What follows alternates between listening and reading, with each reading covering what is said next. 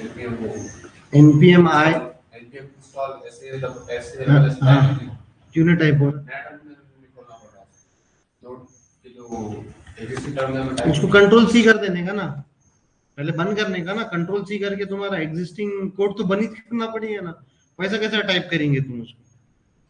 Error दे रहा था वो तो नहीं नहीं, वैसा नहीं टाइप कर सकते ना तुम। और दो वार्निंग और दो एरर दे रहा था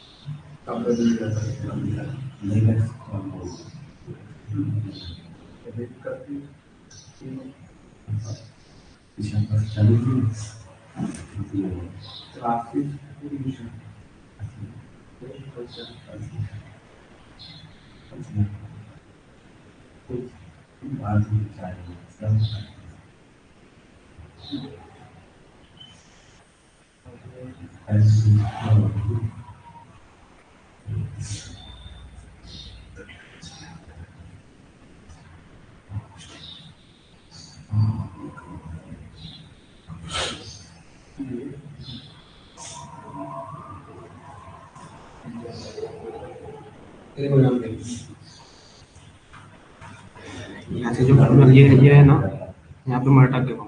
अब यहाँ पे मेरे को टाइप करना है कंट्रोल सी करने का है यहाँ पे क्या अभी, देखो करो आगे प्ले करो, मैंने कंट्रोल सी करो, ये जो आपने शॉर्टकट किया करे थे ना, तो ये मालूम कितने ये में तो कंट्रोल सी लिखा हुआ है, कंट्रोल सी लिखा तो ये बंद हो गया। अभी अपना एग्जिस्टिंग प्रोग्राम अगर बंद करने का, तो स्टार्टिंग में बताया था मैंने, कंट्रोल सी दबाने का। हाँ वालेकुम सलाम नदीम। कोई आया नहीं क्या अभी तक? ज्वाइन ज्वाइन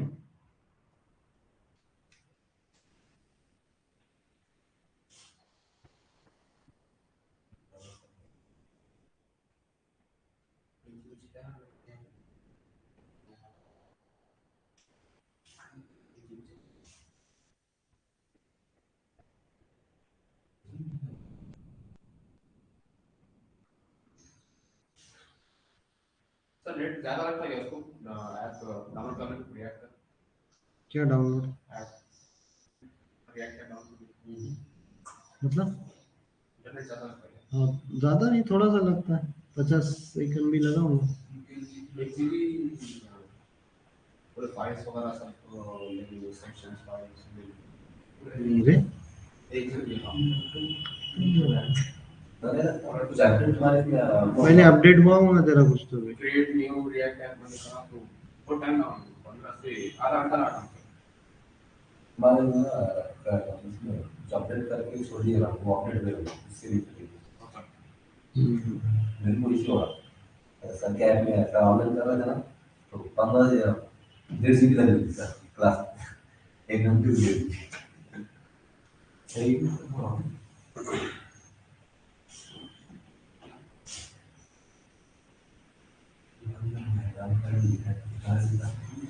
आराम में कल को डाउनलोड करके तब तक छोड़ देंगे। दूसरा काम है इन अभी नहीं होगा।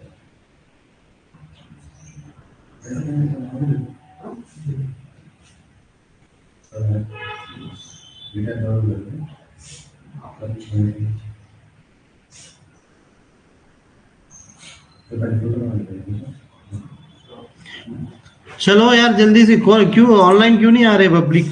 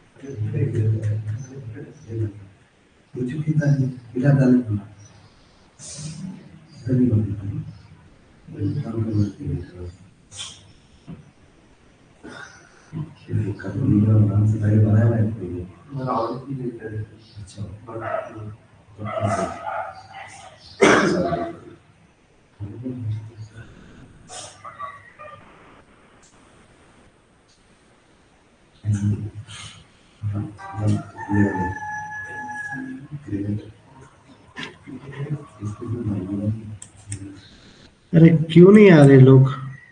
छुट्टी शायद बोले सर आज। क्यों छुट्टी है आज? मैसेज पढ़े नहीं शायद परसों। मैसेज पढ़े नहीं शायद परसों। ठीक ही छुट्टी है आज।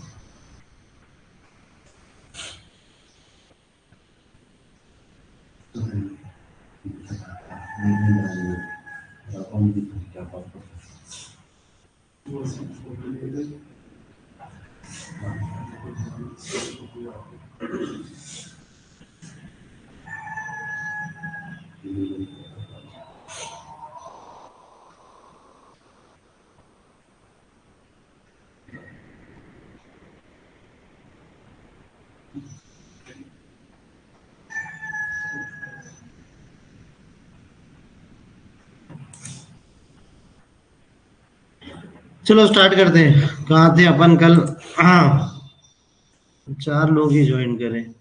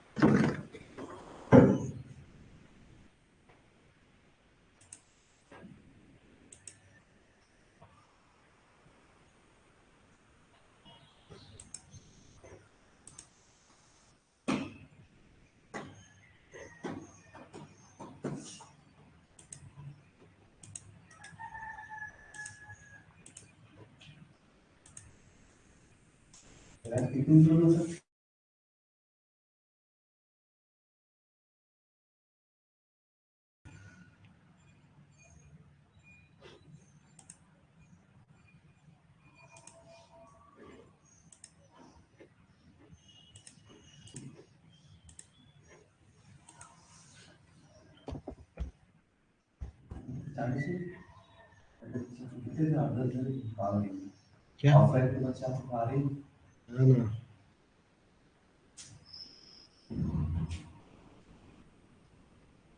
ऑनलाइन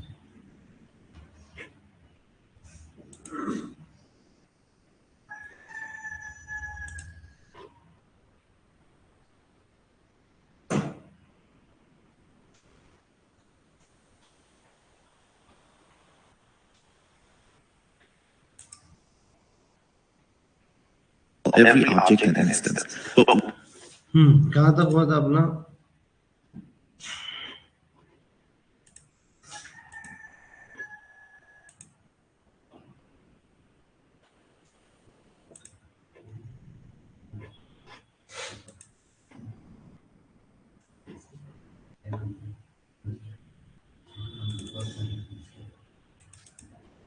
तो अपन ने ये नया प्रोजेक्ट बनाया था कल गिटहब ऐप बोल के, ठीक है। ये प्रोजेक्ट के अंदर हम लोग ने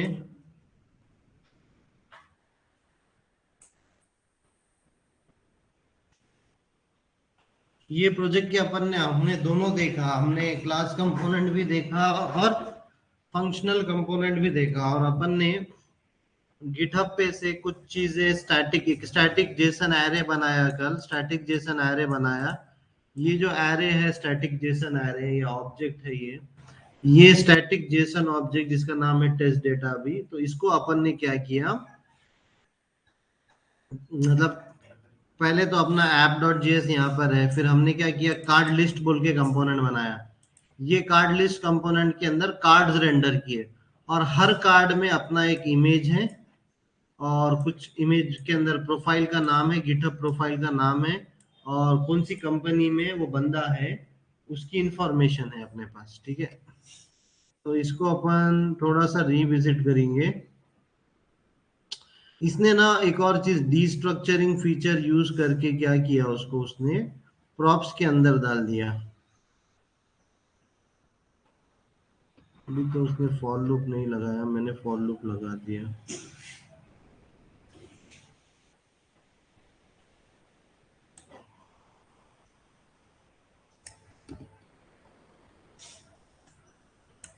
सब लोगों का यहाँ तक हुआ है। कल कल कहाँ तक प्रैक्टिस करे थे तुम लोग ने? क्या है तुम्हारे तुम्हारे सिस्टम पे, क्या है अभी?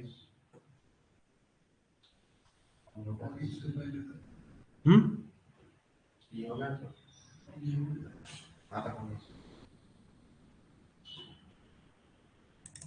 प्रैक्टिस में भी हो गया था क्या?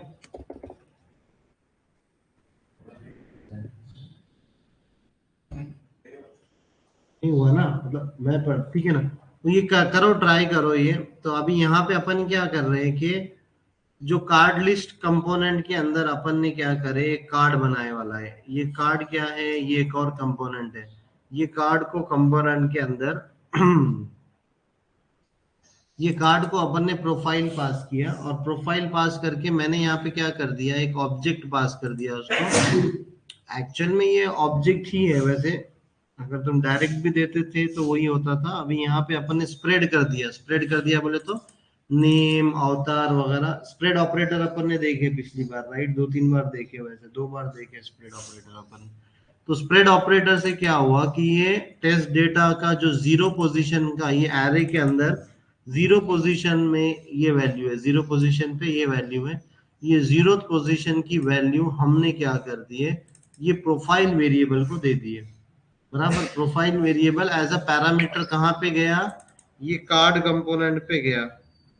ये कार्ड कंपोनेंट में ऐसा प्रोफाइल वेरिएबल गया,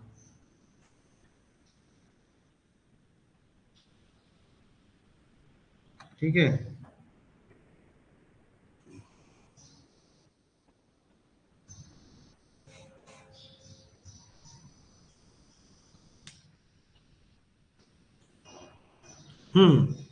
तो क्या हुआ कि ये जो प्रोफाइल है, ये प्रोफाइल एज अ प्रॉप्स ये क्या हुआ, कार्ड कंपोनेंट को गया। ये कार्ड कंपोनेंट मेरा ये क्लास कंपोनेंट है। थोड़ा सा लिखने का और चीजें करने का डिफरेंस है यहाँ पे, बहुत ज्यादा डिफरेंस नहीं है, ठीक है। तो अभी ये प्रोफाइल कंपोनेंट, ये प्रोफाइल वेरिएबल को कैसे एक्सेस किया अपन ने यहाँ पे, this dot props dot profile, और प्रोफाइल के बाद अपन ने डॉट अवतार लिखा। अपन एक और चीज भी कर सकते हैं यहाँ पे अपन क्या कर सकते हैं, कांस्टेंट प्रोफाइल लिखेंगे is equals to this this dot props कर सकते हैं अपन, और यहाँ पे प्रॉप्स को हटा सकते हैं। तो बस एक वेरिएबल में ले लिया मैंने चीजों को, बराबर।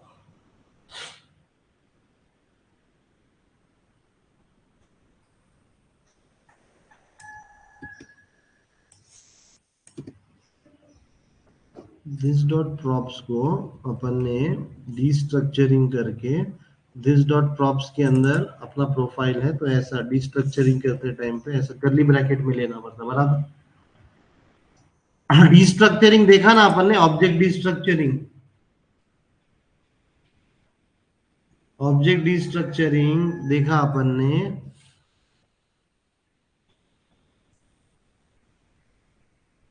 What is an instance in a React application? Well, every time we use a class component, like we're doing here twice, React internally creates an instance from the component and uses it to render the element. That instance is something that React keeps in memory for each rendered element. It's not really in the browser. What's in the browser is the result of the DOM operation React came up with using that instance render method, which came from the component. Don't worry if you don't completely understand that. What you need to keep in mind for now is that each time we use a component, we get a different instance to work with. So the this keyword in the first card is different from the this keyword in the second card. And that's why React places the different props for each card on their different instances. And by using generic props in the card component, we made it reusable. This means we can now use it to render any card, but we're still hard-coding values in the card list component. So let's fix that. And what we need here is to take an array of objects, as in the test data array in here, and map it into an array of card elements. So in here, instead of the hard-coded cards, we can start with test data. This test data is an array, so we can map it into another array. This gives us access to a single profile object in the array of profiles. We can map that into a card element, just like this. And as props for this mapped card element, we can spread the profile variable that was exposed from the map. And we don't need the hard-coded values, and this should work. This line here is a mix of JavaScript and React. This map function here, तो यहाँ पे मतलब वैसे तो हर चीज बहुत अलग अलग तरीके से करी जा सकती है। अगर मैंने डायरेक्टली अगर ये प्रोफाइल इक्वल टू भी निकाल दिया यहाँ पर और डायरेक्टली मैंने स्प्रेड कर दिया है इसको, तो भी ये स्प्रेड हो जा रहा है। स्प्रेड हो जा रहा है मतलब ये स्प्रेड, अभी डिफरेंस क्या है, मैंने यहाँ पे इक्वल टू असाइन किया, प्रॉप्स बोले तो ये इक्वल टू असाइन तो मैं डायरेक्टली भी कर सकता हूँ, बेटर है कि ऐसा डायरेक्टली करे। लेकिन अगर मैं स्प्रेड ऑपरेटर यूज कर रहा हूं, तो स्प्रेड ऑपरेटर यूज करते टाइम पे रिएक्ट के अंदर मुझे ये प्रोफाइल बोल के स्पेसिफाई करने की जरूरत नहीं रहती है। मैं ऐसा डायरेक्टली डॉट डॉट डॉट लिख सकता हूँ। मतलब ऐसा डायरेक्टली डॉट डॉट डॉट लिखने का मतलब क्या है कि मैं एक्चुअल में ये वाला ऐसा पास कर रहा हूँ। कैसे पास कर रहा हूँ, ऐसे पास कर रहा हूँ इसको प्रॉप्स के अंदर। ये डॉट डॉट डॉट मतलब क्या हो रहा है कि इंस्टेड ऑफ दिस ये पूरे वेरिएबल्स ऐसे स्प्रेड हो जा रहे हैं वहां पे। ये क्या हो जा रहे हैं, स्प्रेड हो जा रहे हैं। स्प्रेड हो जा रहे हैं मतलब स्प्रेड हो जा रहे हैं मतलब नया क्रिएट हो रहा। तो अभी यहाँ पे क्या होगा, ऑटोमेटिकली नेम कोलन जो भी वैल्यू है वो बन जा रही है, फिर बाद में अवतार यूआरएल कोलन बन जा रहा है। तो अभी मेरे को प्रॉप्स के अंदर दिस डॉट प्रॉप्स के अंदर डायरेक्टली मेरे को वो पूरा वेरिएबल मिल जा रहा है। तो ये एक शॉर्टकट तरीका है लिखने का, लेकिन ये थोड़ा हार्ड है समझने के लिए। इसीलिए तुम लोग क्या करो बेटर है कि इसको ऐसे ही रहने दो, बेटर है कि तुम लोग इसको ऐसे ही रहने दो। वो भले ही वो पढ़ा रहा है लेकिन हम लोग इसको ऐसे ही करेंगे। This dot props dot profile अगर तुम इसको देंगे तो ये प्रोफाइल वेरिएबल अभी नीचे एक्सेस हो जाएगा। दिस डॉट प्रॉप्स डॉट, वहां से जो प्रोफाइल आ रहा है उसको अपन ने एक और वेरिएबल में लिया और फिर नीचे अपन ने उसको यूज किया। ठीक है, अभी इसको इसको अभी अपन को डायनामिक करना है। अगर इसको अपने को डायनामिक करना है तो डायनामिक करना है बोले तो अभी यहाँ पे हार्ड कोड है। अभी अपने को क्या दिख रहा है स्क्रीन पे, npm start,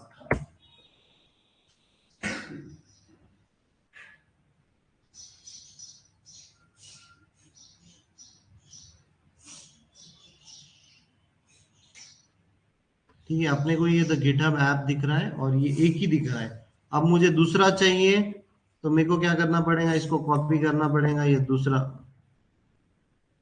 ये कॉपी करना पड़ेगा मुझे और ये दूसरा पेस्ट करना पड़ेगा और यहाँ पे पोजीशन 1 लेना पड़ेगा मेरे को, यहाँ पे पोजीशन 1 लेना पड़ेगा। तो अभी क्या हो गया इसको, इधर कंट्रोल सी दब गया।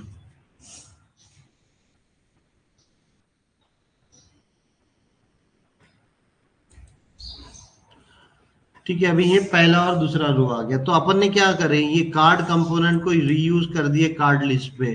सो अभी मतलब अभी ये ऐसा 1 2 3 कब तक लिखूंगा मैं, ये सही नहीं है। तो मेरे को पता है कि मेरा ये एरे है, तो ये एरे को मैं घुमा सकता हूँ बोले तो मैं इसको लूप में डाल सकता हूँ। लूप में डालने के लिए हमने पढ़ा है जावास्क्रिप्ट के अंदर, क्या पढ़ा है हमने जावास्क्रिप्ट के अंदर, मैप ऑपरेटर पढ़ा है।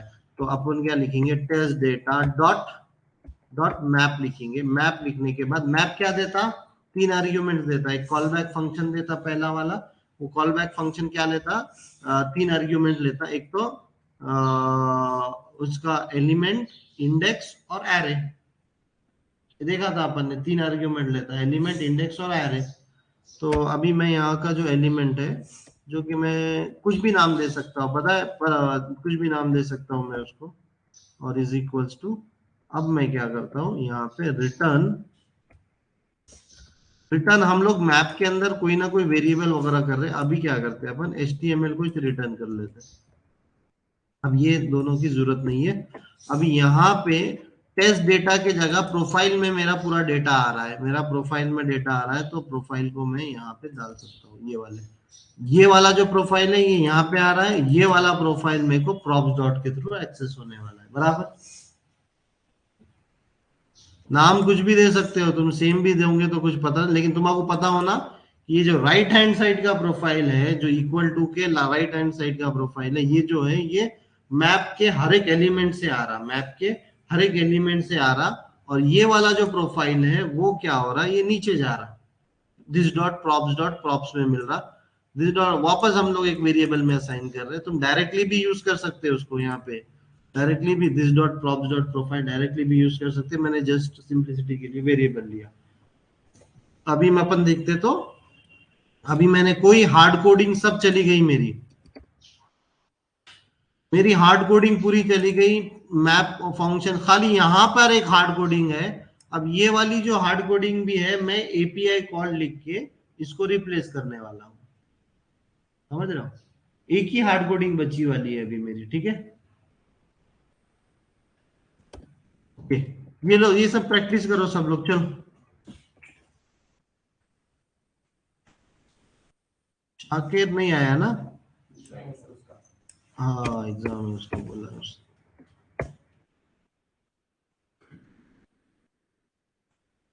करो, ये सब लोग प्रैक्टिस करो, मतलब जो भी अभी तक कोड हुआ उसको चेंज करो। कार्ड लिस्ट कंपोनेंट बनाओ, कार्ड कंपोनेंट बनाओ।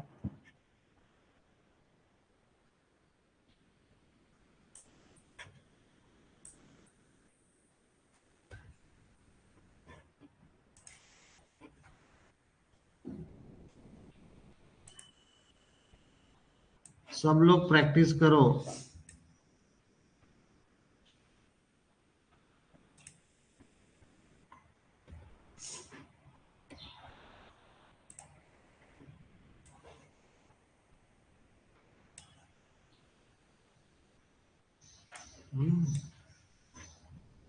जीएस फाइल नहीं जाती शायद, हाँ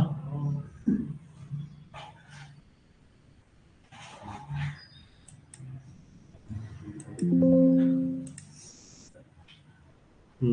इसमें नहीं जा रही है।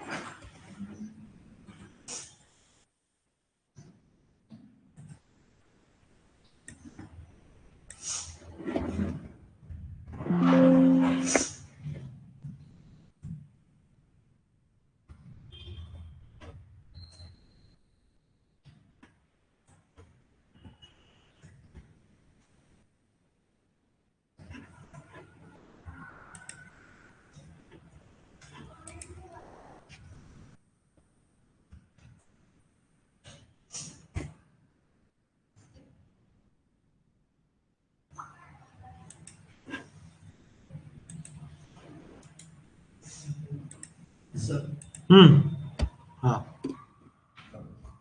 कर रहे क्या? प्रैक्टिस हो गई है सबकी? क्या कर रहे हैं? हाँ,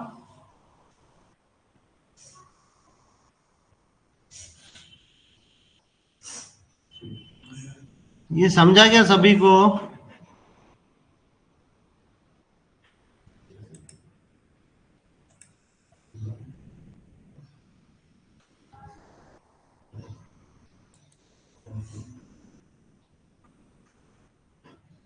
सब लोग प्रैक्टिस करो।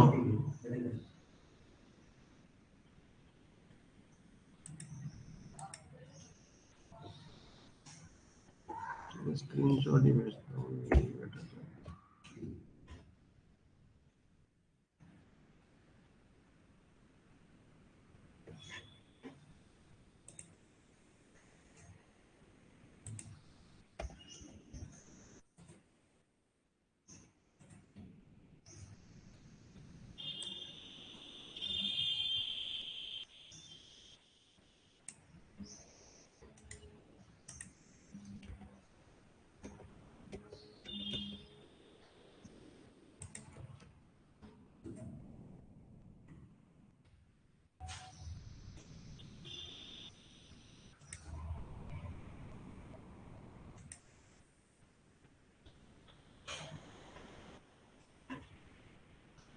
सब लोग प्रैक्टिस करो।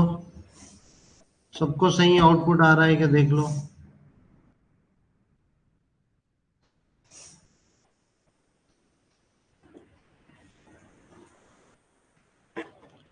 सब लोग ये डमी डेटा ले लो।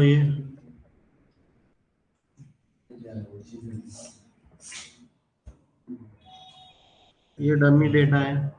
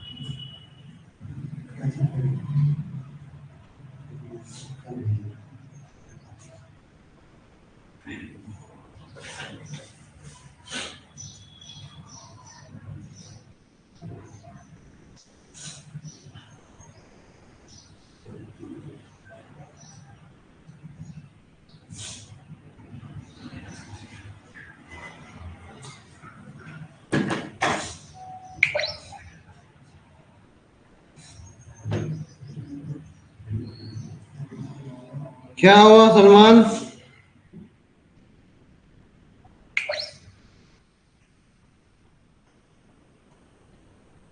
तेरा रिएक्ट स्क्रिप्ट ही नहीं मिल रहा उसको, क्या चेंज करा तूने? एनपीएम आई कर वापस एक बार,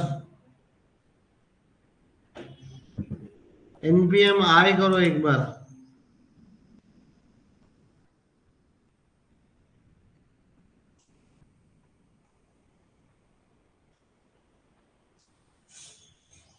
तेरा कभी कभी आता है ये रिएक्ट स्क्रिप्ट, उसको मिल नहीं रहा है, या तो नहीं तो फिर देखो npm react script globally install करना पड़ेगा।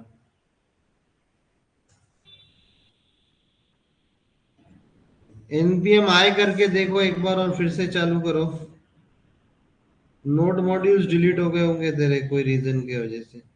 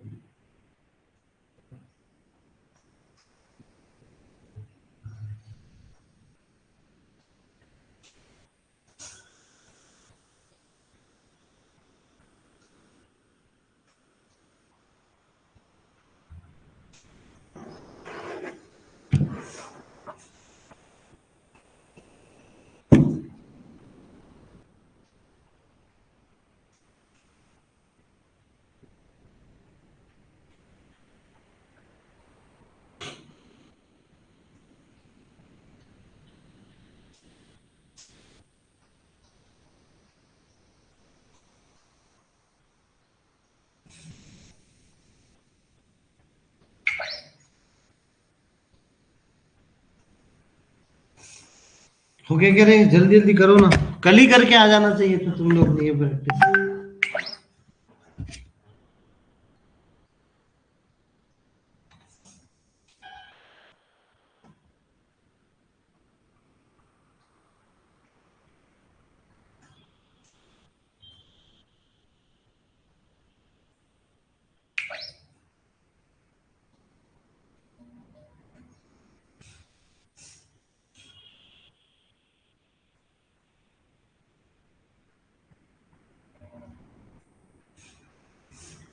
एनपीएम अभी अभी एनपीएम स्टार्ट कर।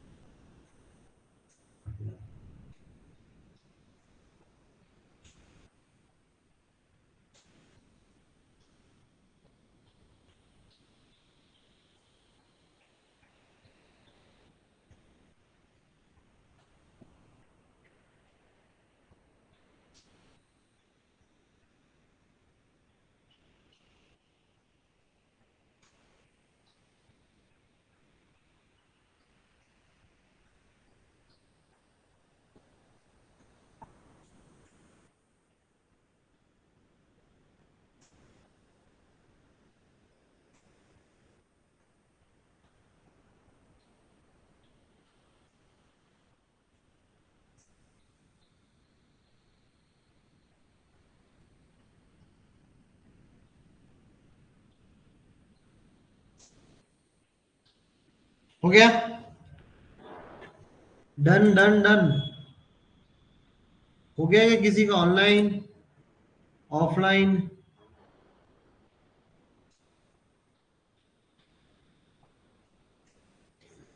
लिखो, लिख लिख के प्रैक्टिस करो रे। जल्दी जल्दी लिखना आना, फटाफट कंपोनेंट बनाना आना, कंपोनेंट कैसा बना रहा वो समझ में आना, फटाफट प्रैक्टिस करो। अल्लाह अकबर।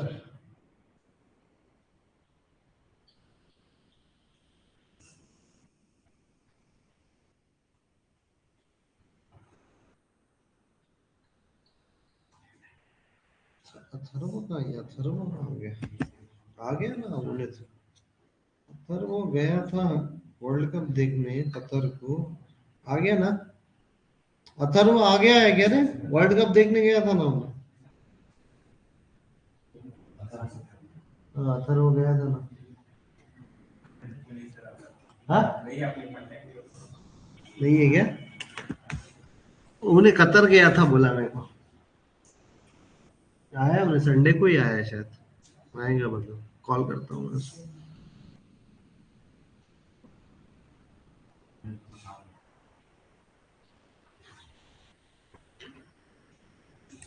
हो गया सभी का?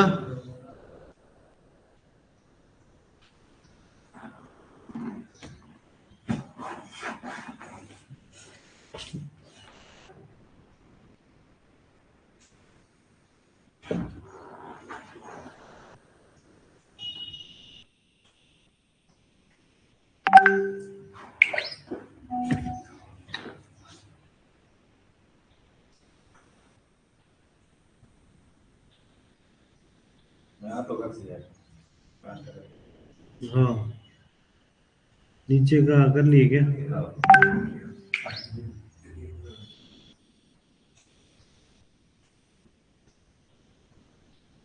इसे इसका वर्जन कॉन्फ्लिक्ट क्यों आ रहा तेरे को?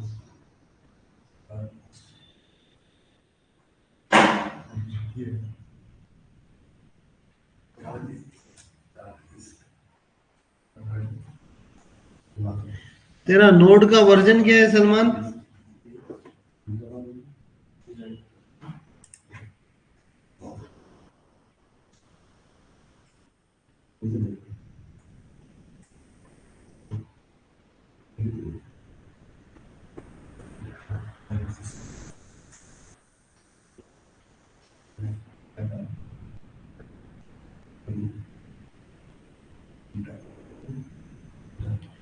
नोड डैश वी लिख और वर्जन चेक करना।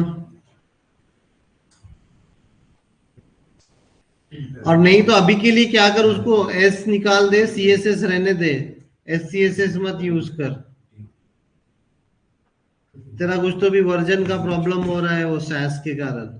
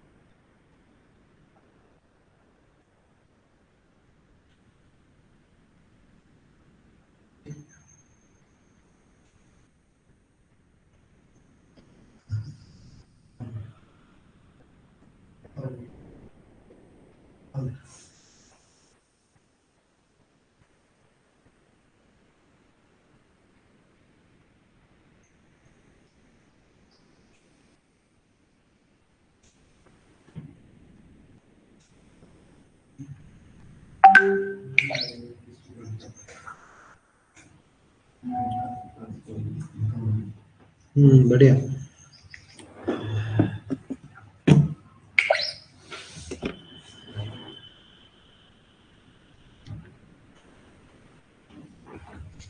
हो गया क्या सभी का?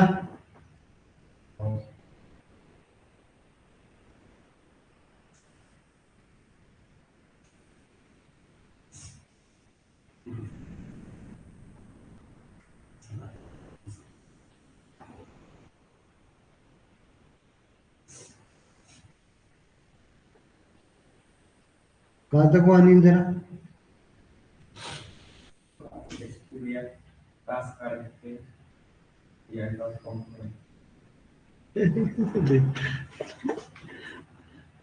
अरे तू पहले से नहीं लिखा तूने स्टार्टिंग से? लैपटॉप में लगा अभी का लैपटॉप नहीं था क्या तेरे पास?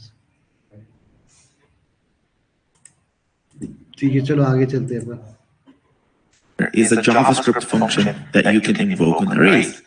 It takes a function as an argument, and then it uses this function to convert one array into another array using the return values in the function. So this map line is converting the test data object into something like this, an array of cards elements, because it's returning the card element inside its function. And an array of card elements is just an array of React.createElement calls. And React is okay with that. React understands arrays. It will just join the array of card components and automatically render them all. Now that we have a tested card, we can build the form for the user to type in a GitHub username, query the GitHub API for that username's data, and append it in the array of data that this app is using. We'll do that next. To eventually take input from the user, we can use a simple HTML form with an input and a button. Let's create a new React component. I'm going to call it form, and this needs to extend React.component. It needs a render function, and it needs to return some kind of DOM. I'll make it return a form HTML element, and in there, let's use an input element, give it a placeholder, something like GitHub username, and we'll render a button to add new card.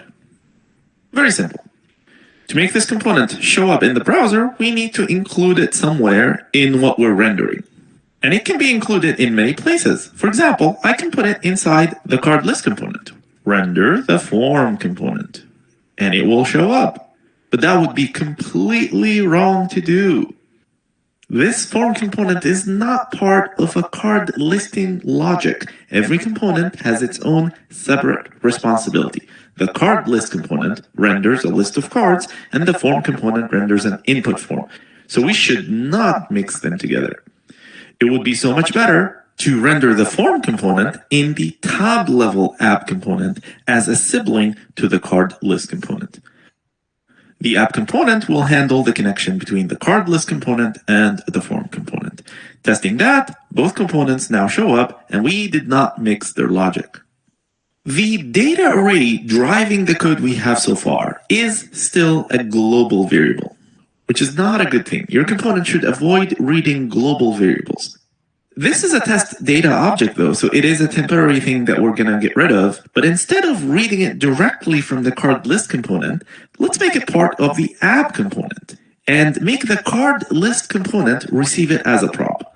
I'll name this prop profiles and initialize it from the test data. Now in the card list component, instead of test data directly here, we need to use props.profiles. because it's now a property that's coming from the parent, and this card list component is no longer depending on anything global. Remember, always test your changes as soon as you can. Now, since we want React to re-render the card list component every time a new record is added to this profiles array, the easiest way to trigger this re-render is to place the profiles array on the special state object. After that, all we need to do is just add a new record to the array, and React will react and reflect the new change in the UI. The question is, which component should hold this new state? So far, the profiles array is only used by the card list component. So we can manage the state of the profiles in the card list component itself. But remember that the form component will need to append a record to this profiles array, and it can't do that if the owner of the array is its sibling, the card list component. To allow both the card list and the form component to access the profiles array, we should put it on the state of the top-level app component itself. In a class component, the state is also managed on the in-memory instance that React associates with every mounted component. To initialize a state object for the app component, we need to tap into the native class constructor method, which gets called for every instantiated object. This special constructor method receives the instance props as well. It has to call the JavaScript super method. This is a JavaScript thing. This super method is needed to honor the link between the app class and the class that it extends from, React.component. And React will complain if you don't do that. You should also pass the props object to the super method. Once inside the constructor, we have access to the special state object that React manages for each class component. We can initialize it here by using a call to this.state equal and put an object here. Unlike useState in function components, this state instance property has to be an object in class components. It can't be a string or an integer, for example. Now, we can place the profiles array directly within this object. So this is going to start as an empty array eventually, but we're testing with our test data, so let's just place test data in here. To read this new state element, because the card list component needs it, we can flow it down using this.state.profiles. State is an object on the instance, and the profiles array is a property on that object. Test and make sure we did not break anything. Before we move on, let me show you a simpler and shorter syntax for this extra code that we had to deal with. Instead of all this, we can simply use a class field like this without a constructor call. So this is definitely so much simpler than dealing with a constructor object. This is not yet part of the official JavaScript language, but it is going to be. The syntax works in here because the JS Complete Playground uses Babel to transpile things to normal JavaScript that the browser will understand. This class field syntax also has some power when combined with arrow functions, as we'll shortly see. When you configure your own React application, you'll have to use something like Babel anyway to compile JSX into JavaScript. So it's a big, easy win to also include and use the JavaScript features that are well on their way to become an official part of the language. So I'm just going to keep this syntax. Let's implement the logic of the form component next. We need to read the value of the text box every time we click on the Add button. Simple, right? Except when we type into this text box, we're changing the state of the UI as well. And it is currently being changed natively, not through React. To take input from the user, to eventually take input from the user, we can use a simple HTML form with an input and a button. We need to read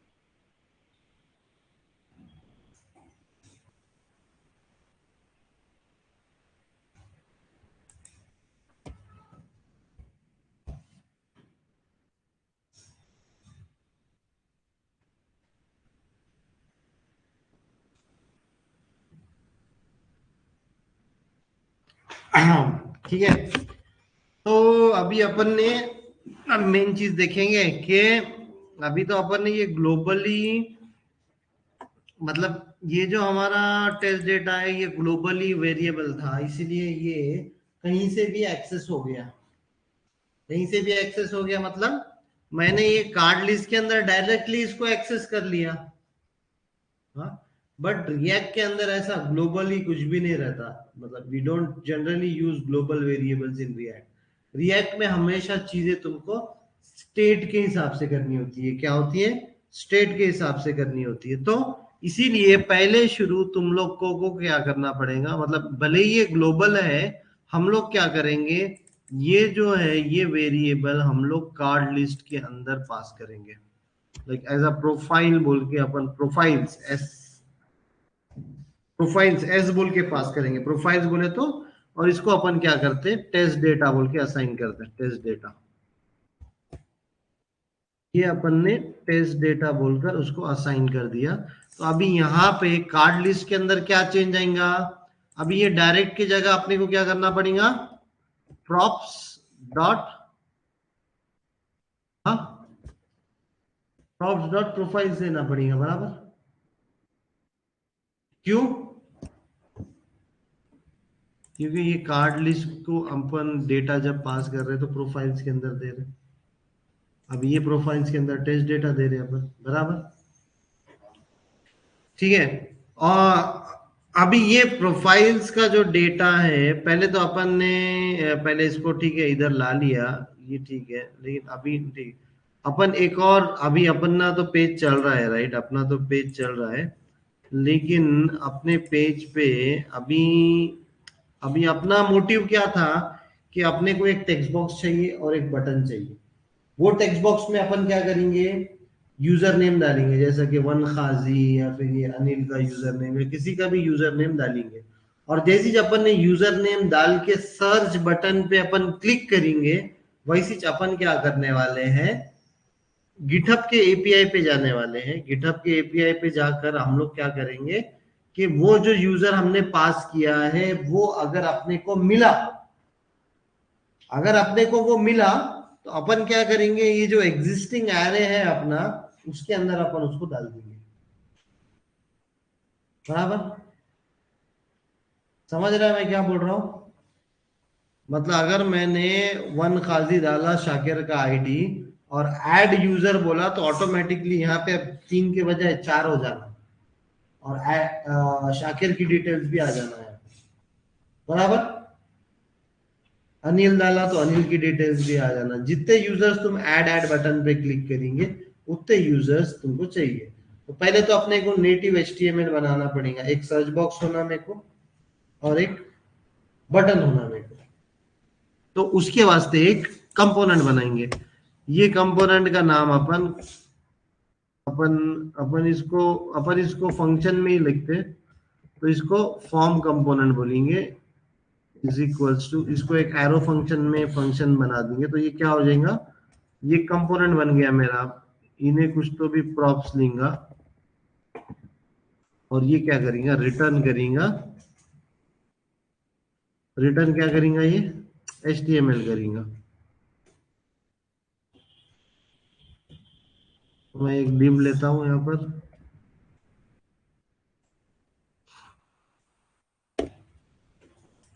ठीक है, एक div लिया मैंने। इन div के अंदर एक form tag लेता हूं, द नॉर्मल फॉर्म टैग।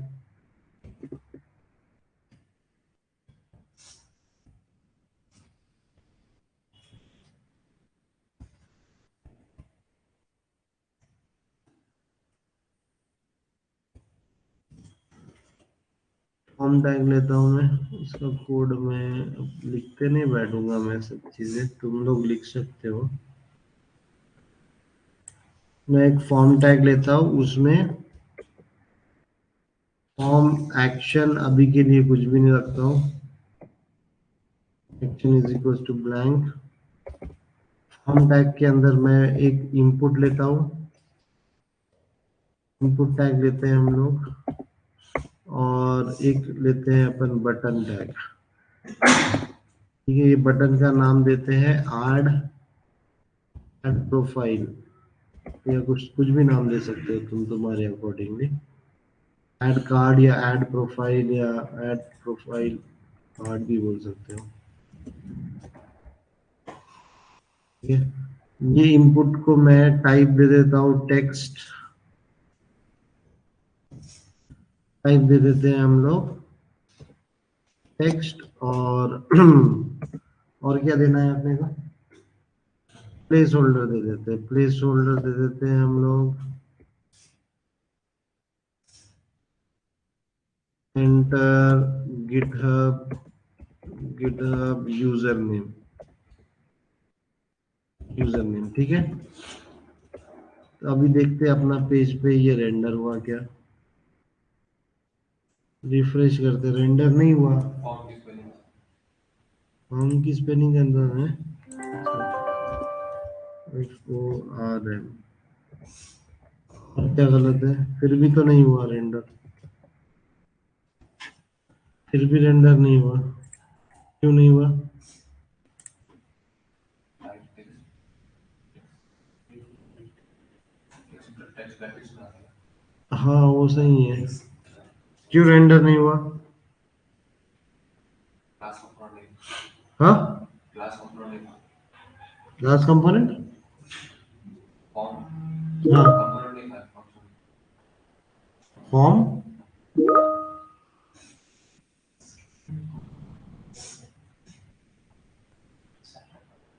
क्यों रेंडर नहीं दिख रहा, नहीं मेरे को ब्राउजर पे, ऑनलाइन कोई बोल सकता? कॉल ही नहीं करे ना उसको, कैसे दिखेगा वो? कॉल करे क्या अपन ने उसको, यहाँ पे है खाली, वो बना के मतलब क्या है? कॉल करना पड़ेगा ना, तो इसको अपन कॉल करेंगे। अब फॉर्म कंपोनेंट को कॉल कहाँ पे करेंगे, अपन यहाँ पे भी कॉल कर सकते, कार्ड लिस्ट में, कार्ड लिस्ट के अंदर भी अपन ये यहाँ पे फॉर्म कंपोनेंट को कॉल कर सकते हैं, यहाँ पे बराबर, ये फॉर्म कंट्रोलर को यहाँ पे भी कॉल कर सकते हैं। लेकिन ये सही चीज नहीं है करना, क्यों नहीं है? क्योंकि कार्ड लिस्ट उसका नाम ही लिस्ट दिखाना है कार्ड का, तुम वो कार्ड के लिस्ट के साथ फॉर्म भी क्यों घुसा दे रहे? तो हर एक की रिस्पॉन्सिबिलिटी अलग अलग रहनी चाहिए। जो भी तुम कंपोनेंट्स बना रहे हो ना, उतना ट्राई करो कि हर कोई अपनी खुद की एक रिस्पॉन्सिबिलिटी रखता। अब कार्ड लिस्ट जो कंपोनेंट हमने बनाया, इसकी रिस्पॉन्सिबिलिटी है कि 100 कार्ड आने दो, 10 कार्ड आने दो, मैं लूप घुमा के कार्ड दिखाऊंगा, बराबर। अब उसमें तुम फॉर्म भी डाल दे रहे तो गलत है ना वो। तो फॉर्म कंपोनेंट ने ऐसे लेवल पे जाना चाहिए जो कि इसका सिबलिंग रहे हो, मतलब ऐसे कॉमन पेरेंट की तरफ जाना चाहिए। कॉमन पेरेंट बोले तो कॉमन पेरेंट कहाँ पे मिलेगा अपने को, ये यहाँ पे, ये कार्ड लिस्ट के ऊपर अगर अपन ने ऐसा डाले तो ये फॉर्म कंपोनेंट और कार्ड लिस्ट कंपोनेंट, ये दोनों क्या हो गए, सिबलिंग हो गए इच अदर के, सिबलिंग हो गए बोले तो भाई बहन हो गए, भाई बहन हो गए या भाई भाई हो गए, जो भी हो गया। सो ये क्या हो गया, तो यहाँ पे सही तरीका है उसको डालने का, बराबर। फिर अब पेज पे अब ये दिखने लगा मेरे को, ठीक है, सब लोग यहां तक आ जाओ।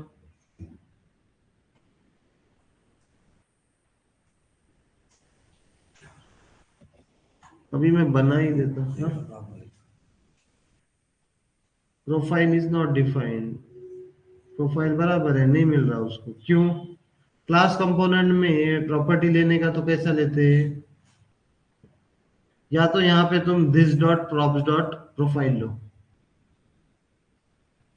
या तो this dot props dot profile लो, नहीं तो यहाँ पे इसके ऊपर एक वेरिएबल बनाओ, कांस्टेंट, कांस्टेंट, कांस्टेंट प्रोफाइल बोल के ये वेरिएबल बनाओ यहाँ पे, कांस्टेंट प्रोफाइल बोल के, और इज इक्वल्स टू करो इसको दिस डॉट प्रॉप्स, क्या भेज रहे तुम कार्ड को, दिस डॉट प्रॉप्स डॉट ये वाला प्रोफाइल,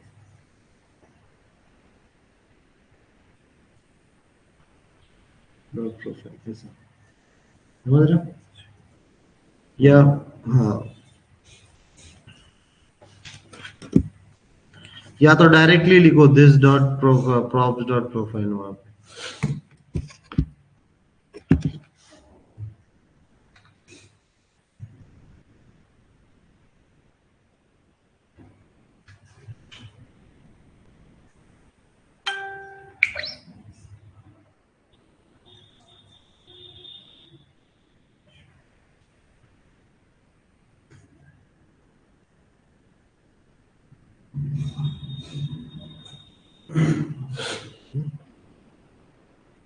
हाँ समझ गया सबको, ये समझ गया बोले तो फॉर्म कंपोनेंट को अपन ने ऐसी जगह लिखना चाहिए जहां पे वो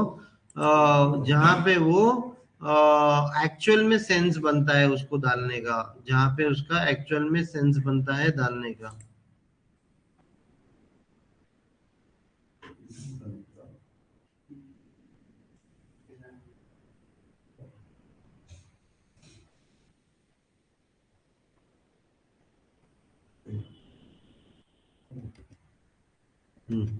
ठीक है, कुल।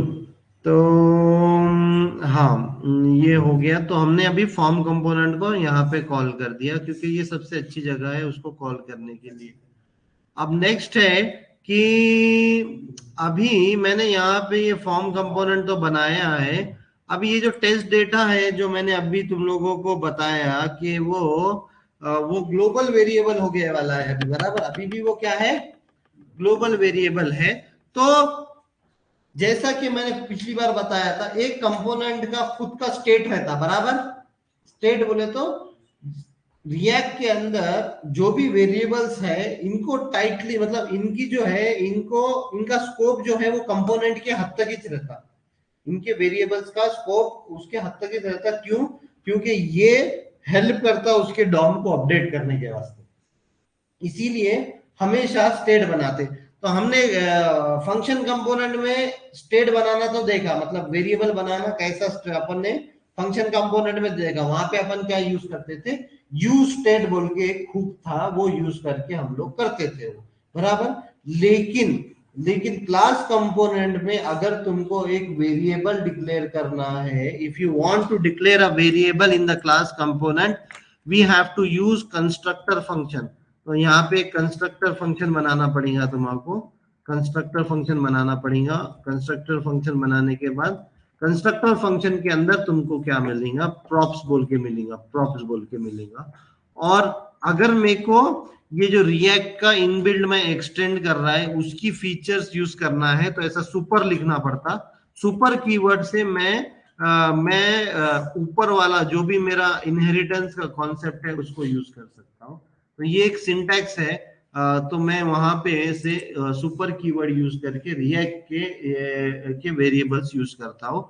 और फिर बाद में यहाँ पे फिर अभी दिस कीवर्ड से मेरे को ये पर्टिकुलर कंपोनेंट का स्टेट एक्सेस होता है। ये पर्टिकुलर कंपोनेंट का क्या होता है, स्टेट एक्सेस होता है। तो स्टेट एक्सेस करने के लिए स्टेट, अभी ये स्टेट वेरिएबल यहाँ पे तुम डिक्लेयर कर सकते हो। अब यहाँ पे स्टेट वेरिएबल डिक्लेयर करके ऐसा तुम प्रोफाइल्स बोल के अभी कुछ भी डाल सकते हो तुम, प्रोफाइल्स कोलन टेस्ट डेटा। फिर बाद में कोई और डालना है तो ये जितने वेरिएबल्स चाहिए तुमको अभी क्लास कंपोनेंट में तुम्हारे जितने भी नए वेरिएबल्स रहेंगे वो सभी कहाँ जाएंगे, यहाँ पे स्टेट के अंदर जाएंगे। जैसा कि तुम्हारा सर्च टेक्स्ट है, सर्च टेक्स्ट बोल के एक वेरिएबल है समझ लो तुम्हारा, तो वो भी क्या होगा, ये यहाँ पर आएगा, यहाँ पे इनिशियलाइजेशन होगी उसकी। टेस्ट डेटा को पहली बार तुम ऐसा ब्लैंक भी इनिशियलाइज कर सकते हो। ये वेरिएबल क्यों बना है, क्योंकि हम लोगों को अपना डेटा जो है एक वेरिएबल में डालना था, ग्लोबली नहीं रखना था मेरा डेटा, बराबर। हाँ अभी मेरे को हर जगह डेटा तो लगेगा ना, डेटा लगेगा मेरे को, तो इसलिए वेरिएबल बनाना पड़ेगा मेरे को। जैसा कि जावास्क्रिप्ट में तुम वेरिएबल बनाते, पर्सन ऑब्जेक्ट लेने का तो कांस्टेंट पर्सन लेते, कार ऑब्जेक्ट बनाने का तो कार एक वेरिएबल लेते ना। तो वेरिएबल तो कभी ना कभी बनाना पड़ेगा ना, अभी नहीं बना। अभी अपने को सिर्फ अपन क्या कर रहे कि ग्लोबल जो टेस्ट डेटा है उसके वास्ते अपन क्या कर रहे, कंपोनेंट के अंदर वेरिएबल बना रहे, कंपोनेंट के स्टेट के अंदर वेरिएबल बना रहे। वेरिएबल तो बनाना पड़ेगा। वेरिएबल अगर रिएक्ट के अंदर बनाना है तो रिएक्ट के स्कोप के अंदर ही बनाना पड़ता। अब वो वेरिएबल रिएक्ट के स्कोप के अंदर कैसा बनाते हैं, तो ये ऐसा सिंटैक्स है उसको बनाने का। कैसा सिंटैक्स है, पहले कंस्ट्रक्टर लिखना पड़ता, फिर प्रॉप्स लिखना पड़ता, फिर ये सुपर कीवर्ड लिखना पड़ता, फिर प्रॉप्स लिखना पड़ता, फिर बाद में ये जो स्टेट है ये नाम नहीं चेंज करने का, ये स्टेट ही रहेगा, दिस डॉट स्टेट रहेगा।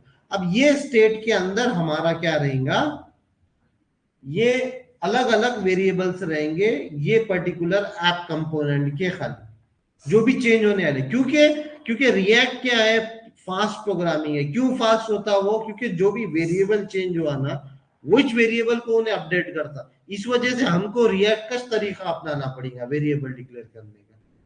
हमको रिएक्ट का ही तरीका अपनाना पड़ेगा वेरिएबल डिक्लेयर करने का, और उसके लिए रिएक्ट के अंदर कॉन्सेप्ट है स्टेट का, स्टेट मैनेजमेंट का। और स्टेट मैनेजमेंट जो है, अभी ये स्टेट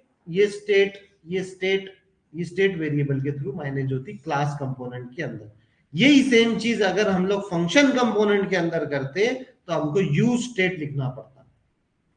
ठीक है, ये एक ओल्डर तरीका है, ये क्या है, ओल्डर तरीका है, लेकिन अभी लेटेस्ट तरीके के अंदर, लेटेस्ट क्लास के तरीके के अंदर हम लोग ये सुपर लिखो, कंस्ट्रक्टर लिखो, ये वो नहीं यूज हो रहा है अभी के लिए। लेकिन ये इंटरव्यू पर्सपेक्टिव के लिए इंपॉर्टेंट है, इंटरव्यू पर्सपेक्टिव के लिए इंपॉर्टेंट है, इसीलिए मैं तुम लोगों को ये समझा रहा हूँ, इसीलिए तुम लोगों को मैं क्लास कंपोनेंट बना रहा हूँ। अभी नए उसके अंदर जो है डायरेक्टली अभी तुम यहाँ पे डायरेक्टली तुम लोग अभी यहाँ पे तुम क्या करोगे, स्टेट बोल के लिख दोगे और इज इक्वल्स टू ये स्टेट के वेरिएबल्स तुम लोग डिक्लेयर कर दोगे। जैसा कि प्रोफाइल्स बोल के एक मैं डिक्लेयर कर रहा हूँ, कोलन टेस्ट डेटा जो मेरा है, क्योंकि टेस्ट डेटा है मेरा। तो अब मैं यहाँ पे अभी टेस्ट डेटा पास करने की जरूरत नहीं है मेरे को। क्यों, क्योंकि मैंने अभी ऊपर एक वेरिएबल में मैंने टेस्ट डेटा ले लिया। अब इसको एक्सेस करने के लिए दिस डॉट स्टेट लिखना पड़ता तुमको, और dot profiles, this dot state object dot profiles बोल के ऐसा तुम दूसरे कंपोनेंट को पास कर रहे। अब दूसरे कंपोनेंट्स को प्रोफाइल्स बोल के उसके अंदर उसको मिलेगा, बराबर। तो ये एक वेरिएबल कैसा तुमको एक स्टेट बोल के डिक्लेयर करना अपने कंपोनेंट के अंदर, क्लास कंपोनेंट के अंदर, ये यहां पे अपन ने देखा, बराबर।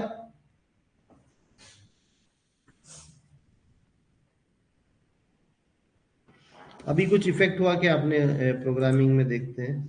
अभी भी हमारा सेम चल रहा, कोई एरर नहीं है, खाली हमने अभी स्टेट के अंदर हमारा टेस्ट डेटा जो है वो वेरिएबल डाला। ठीक है, तो ये हो गया कि तुम लोग स्टेट कैसे एक क्लास कंपोनेंट में लिखते हो, उसका डेफिनेशन हो गया ये। किसी को कोई क्वेश्चन इसके अंदर?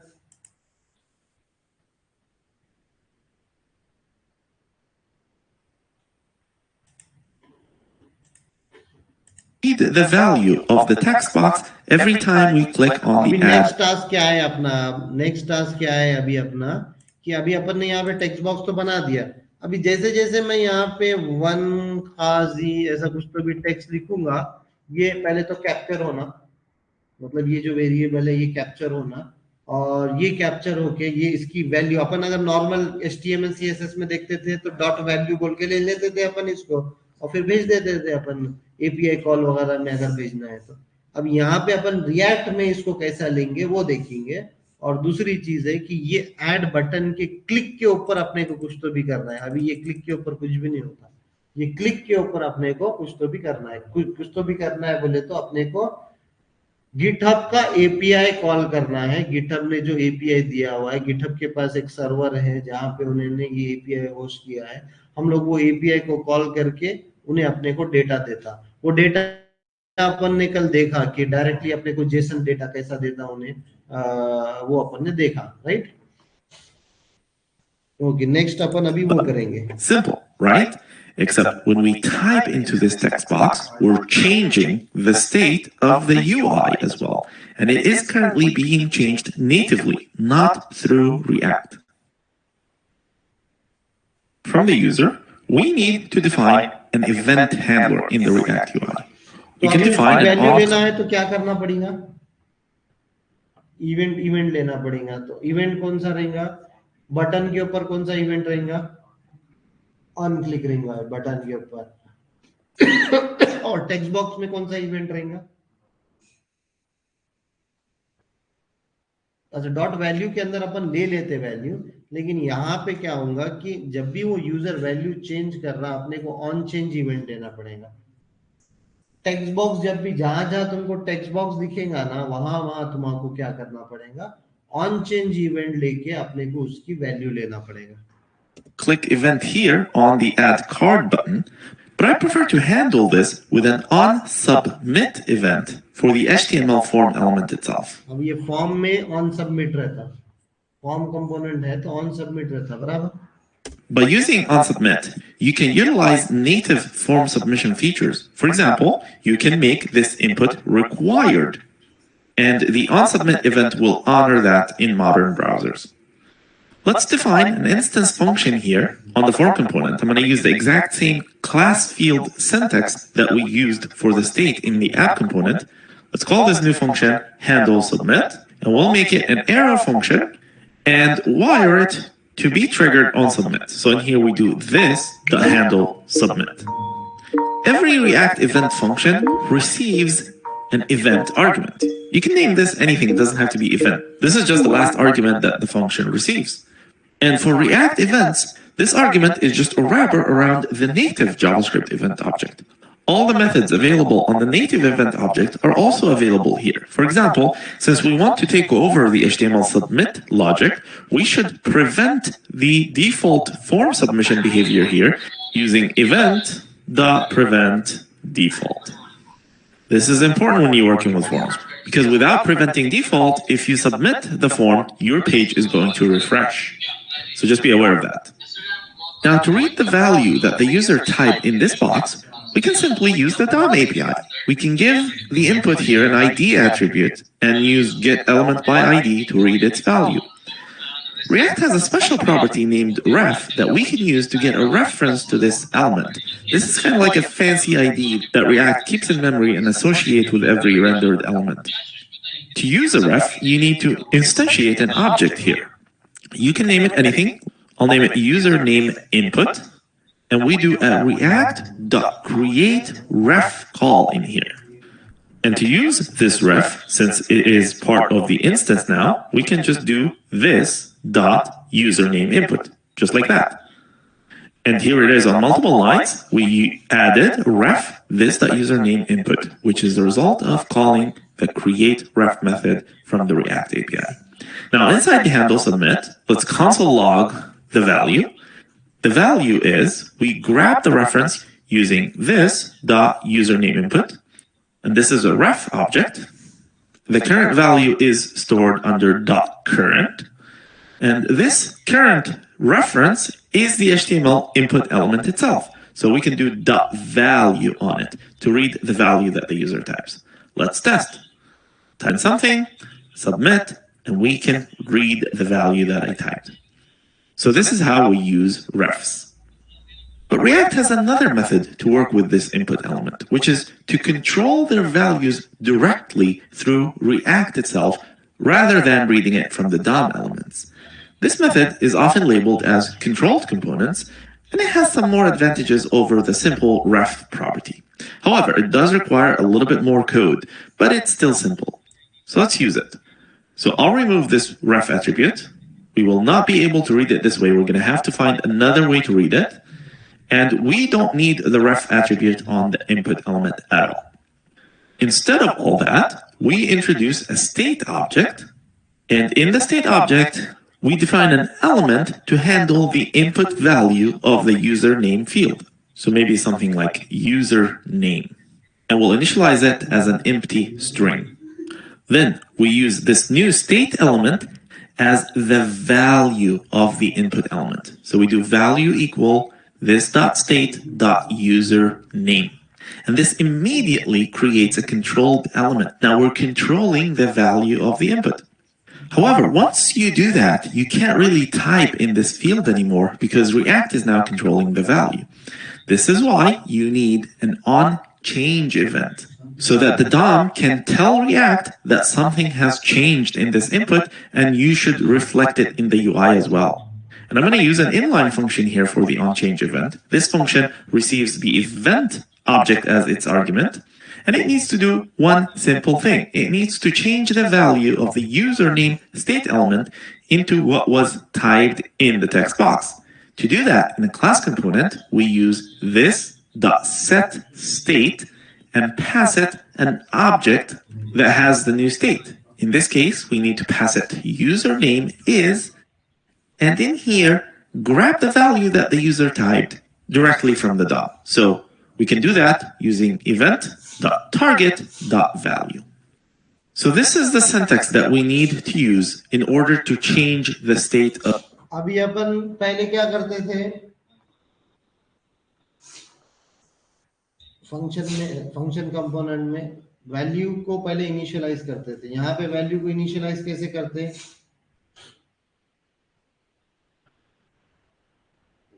यहाँ पे वैल्यू को इनिशियलाइज कैसे करते हैं, स्टेट के अंदर वैल्यू को इनिशियलाइज कर देते हैं. मतलब जहां पे अपन स्टेट वेरिएबल डिक्लेयर कर रहे हैं ना, यहाँ पे स्टेट वेरिएबल अपन ने डिक्लेयर करा, वहीं पे अपन इनिशियलाइज कर देते हैं उसको. तो अभी यहाँ पर अभी अपन फॉर्म कंपोनेंट से इनपुट लेना है अपने को, तो अपन फॉर्म कंपोनेंट में आ जाते पहले तो. और फॉर्म कंपोनेंट में यहाँ पे अपन क्या कर रहे हैं, पहले तो ऑन सबमिट अपने को इवेंट लिखना है यहाँ पे. और यहाँ पे अपन एक फंक्शन बनाते हैं हैंडल ऑन सबमिट.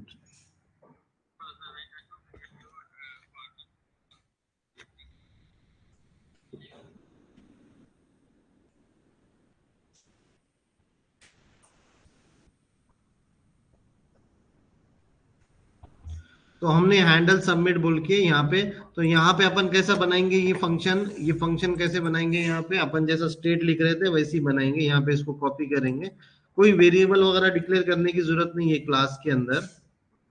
ये क्लास नहीं है, ये क्लास नहीं है, फॉर्म कंपोनेंट. मैंने तो उसको डायरेक्टली वो करा है ना, फंक्शन कंपोनेंट बनाया मैंने तो इसको. ठीक है, अपन ना इसको फंक्शन कंपोनेंट से करेंगे, भले ही उसने करा हुआ है, लेकिन तुमको समझना भी तो है.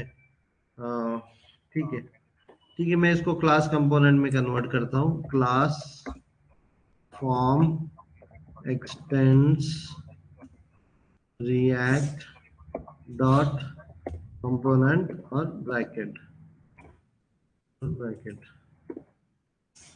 ठीक है, अभी यहाँ पे क्या लगेगा अपने को, फिर अभी यहाँ पे रेंडर मेथड लगेगा, और रेंडर मेथड के अंदर हमारा रिटर्न रहेगा. ठीक है, तो ये अभी बन गया सही से मेरा पूरा फंक्शन कंपोनेंट. अब यहाँ पे ये हैंडल सबमिट मेरे को क्या करना है, इसको मैं एक एरो फंक्शन देता हूँ. ठीक है, इसको मैं एक एरो फंक्शन देता हूँ. तो जो भी अपन यहाँ पे लिखेंगे, जैसे कि लॉग करते हैं अपन, जैसे क्लिक्ड बोल के लिखते हैं यहाँ पे अभी के लिए, तो जो भी अपन ने क्लिक किया यहाँ पे आना चाहिए. मतलब सॉरी, हैंडल क्लिक हुआ ये. ठीक है, क्लिक इवेंट तो मिल गया, लेकिन मेरे को ये जो इनपुट है इसकी वैल्यू लेने का है मेरे को, बराबर इसकी वैल्यू लेने का है मेरे को. तो यहाँ पे मेरे को एक स्टेट लेना पड़ेगा. क्या करना पड़ेगा, स्टेट लेना पड़ेगा. तो स्टेट इज इक्वल्स टू, मैं इसका स्टेट का मेरा एक वेरिएबल का नाम जो है यूजर नेम बोल के देता हूँ. यूजर नेम कोलन, पहले मैं इसको ब्लैंक इनिशियलाइज कर दिया, जैसा अपन यूज स्टेट में लिख के कैसा ब्रैकेट के अंदर ब्लैंक इनिशियलाइज, जीरो इनिशियलाइज कर दिए थे अपन ने काउंटर के केस में, वैसे यहाँ पे अभी यूजर नेम कुछ भी नहीं है बोल के ब्लैंक स्ट्रिंग असाइन कर दिया यहाँ पे. अब दूसरा था कि अपन ने काउंटर का एग्जांपल देखा कि काउंटर को यूज स्टेट के थ्रू इनिशियलाइज कर दिया जीरो से. बाद में अपन ने क्या लिखा था, सेट स्टेट बोल के लिखा था. तो क्या होता था, सेट काउंटर बोल के लिखा था, सेट काउंटर बोल के लिखा था. तो क्या होता था, वो काउंटर वेरिएबल सेट हो जाता था. लेकिन यहाँ पे स्टेट के केस में क्या करना पड़ता तुमको, पहले तो यहाँ पे अपने को ये जो वैल्यू बार बार चेंज, मतलब जैसे तुमने ए दबाए जो भी यूजर का नाम दिया इसकी वैल्यू कैप्चर करनी पड़ेगी। इसकी वैल्यू कैप्चर करने के वास्ते अपन क्या करते हैं, ये वैल्यू इक्वल टू, वैल्यू में क्या रहेगा, this dot state dot user name. तो ये हो गया कि अब ये कंपोनेंट अभी तक क्या था, जब तक मैंने ये स्टेट नहीं लिया तब तक ये क्या था, ये कंपोनेंट क्या था, नेटिव था। क्या था ये, नेटिव। नेटिव बोले तो प्योर एचटीएमएल वाला कंपोनेंट था ये, बराबर। ये प्योर एचटीएमएल वाला कंपोनेंट था ना ये, क्योंकि इसके अंदर एचटीएमएल के सिवा कुछ भी नहीं है। लेकिन जैसे ही तुम ये डाल देते हो, दिस डॉट स्टेट डाल देते हो, अब ये रिएक्ट का स्टेट मैनेजमेंट यूज होने वाला है। रिएक्ट का स्टेट मैनेजमेंट यूज होने वाला है अब इसके अंदर। और दूसरा अभी मैं क्या लिखता हूं इसके अंदर, ऑन चेंज इवेंट लिखता हूं।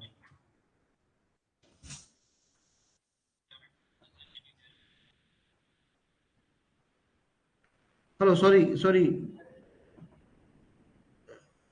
Can you come again here राजी?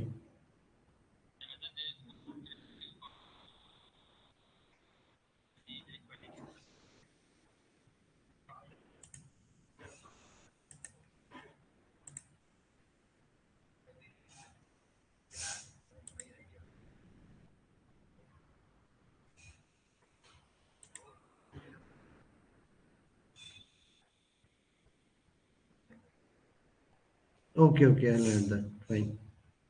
I added role type, not role type ID. I just added role type, I think, right?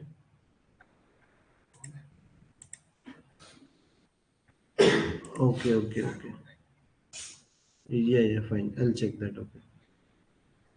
Yeah, fine. No problem. Yeah.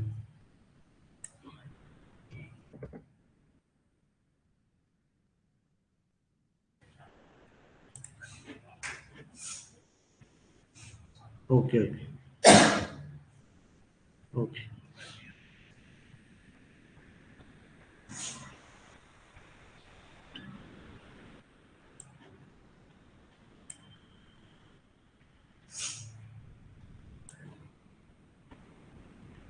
Is it not coming? Okay, I'll check that. It should come. Okay.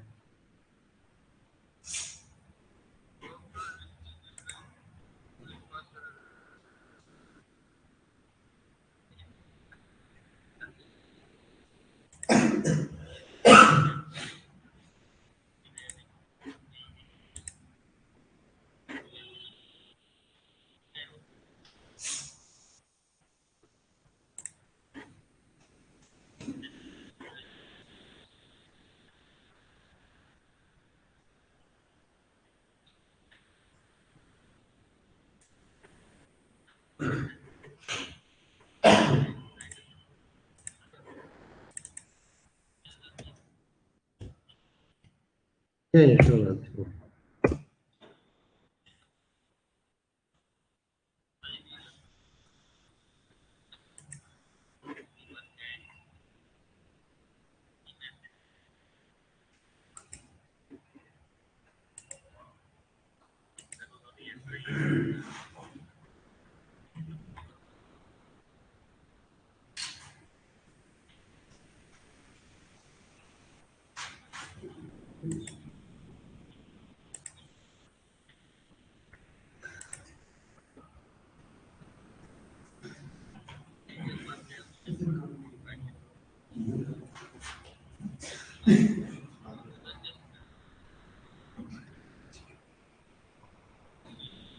Okay, Razi.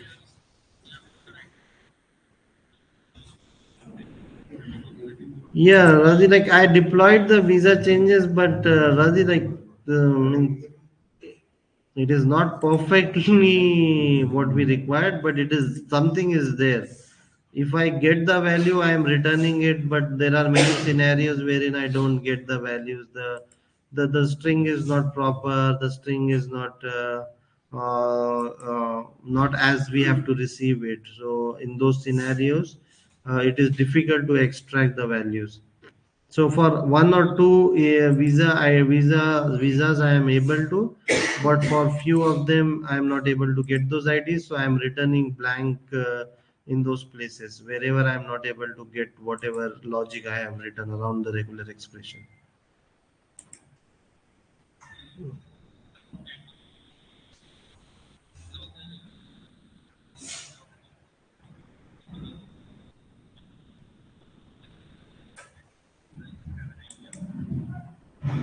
We have made the latest changes around roles, so everyone requires a role now. Okay. And I think that issue around like just now also so yeah, that is the latest change, right? So now the object is changed to have the role type and the role as well, right? Role name and role type, two things are new, so according to that they will be receiving the data. So for the even the issue that just now is been there, those are the older records will not receive the role type unless they are there. Either we can have a fresh database and we can see we don't have any discrimination, or we can have something else.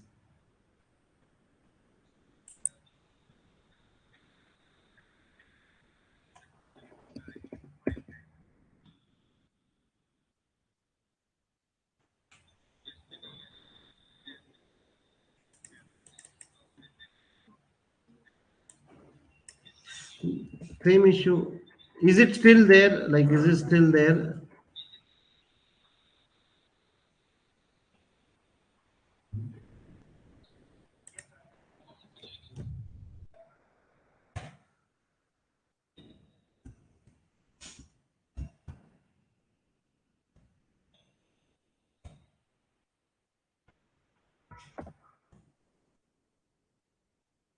Are you still not able to sign in?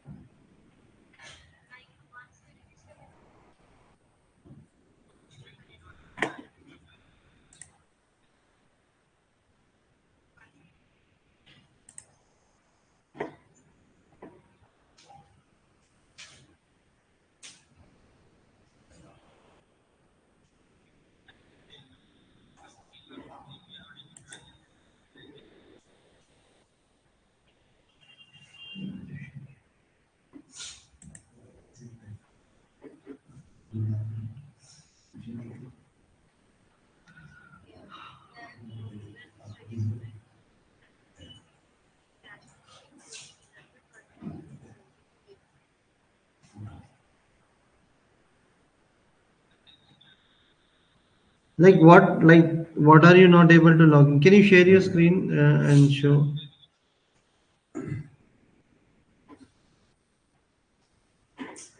ठीक है रे भाई लोग, तुम लोग निकलो ये हाँ। तो अभी मतलब मैं क्या बोल रहा था कि यहाँ पे दिस डॉट स्टेट यूज करते हैं सेट करने के लिए, तो ऑन चेंज यहाँ पे अपन लिखेंगे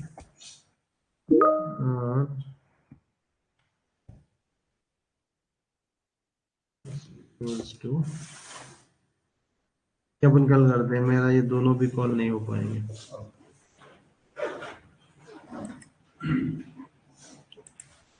अपन देखते हैं, थोड़ा सा इसका टाइम भी चेंज करेंगे, रात में करेंगे, क्योंकि ये लोग के बाद फिर तुम लोग का करना बोले तो देखते हैं 2-3 दिन। हाँ, क्योंकि 10 बजे ये लोग मेरे को बिजी कर लेंगे, नहीं तो वो बैच को थोड़ा सा स्लो करना पड़ेगा।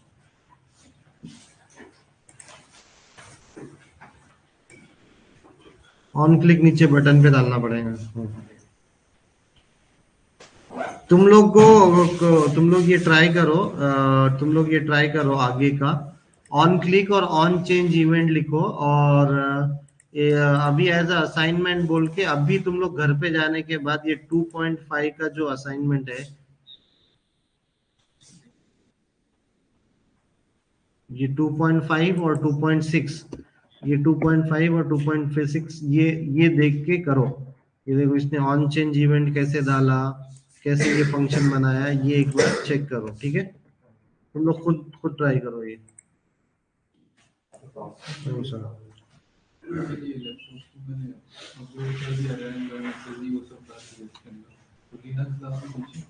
हाँ, अपडेट कहाँ से करे तुमने? अच्छा, अकबर सर के